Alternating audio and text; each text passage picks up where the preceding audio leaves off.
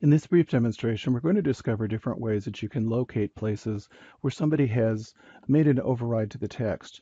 You'll see several places here where the text is italic. And if you look down here in the lower left corner, you'll see that it's telling us that this text has the emphasis tag applied to it. This was done in the following fashion. When we picked Outer Continental Shelf, we applied the emphasis tag. The benefit to the character tags over doing this manually is the following. First of all, I'm going to go ahead and call up the definition for emphasis, and you'll see that right now it's just italic. Let's say I wanted to add the color blue to this. So I'm going to add blue and update all. As I do this, you'll see that every instance of a place where we have put the character tag has only changed it to italic and blue, and notice it does not change the font. This is because of what we call the as-is setting. So I'm going to show you another place we can use the as-is setting, which is in the find command. I'd like you to imagine that somebody has done a lot of character overrides. This sometimes happens when files come in from Microsoft Word. Somebody has changed this text to bold and italic.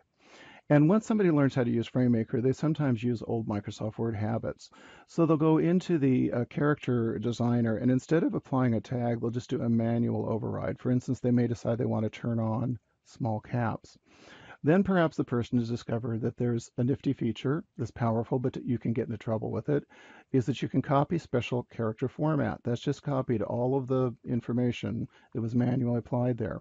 So anywhere else I go, if I select the text and paste it, you'll see that I'm getting the same type of style. I'm just going to do this in 3 or 4 places on the page.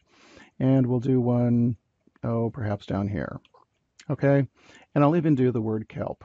Okay, now we can see that we've got a number of places that we know that we've got 3 things done manually: bold, italic, and small caps.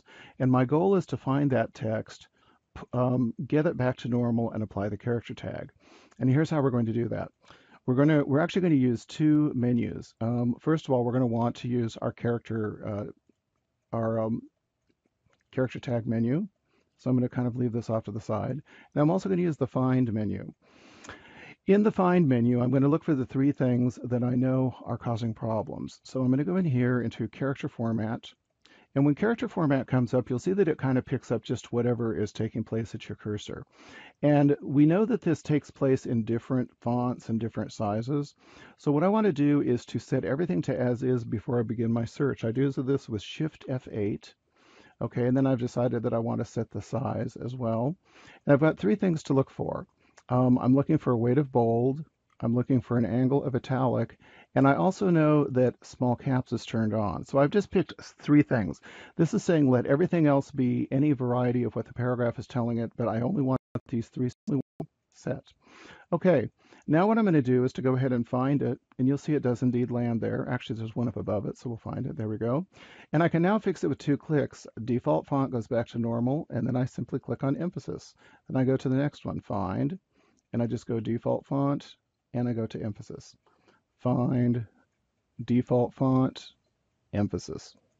And there are scripting programs that can help automate this as well. So this is just showing you a quick way to fix this. And the benefit, of course, is this now has a character tag applied to it, and we can universally make all of this bold italic text change again. This concludes our brief demonstration.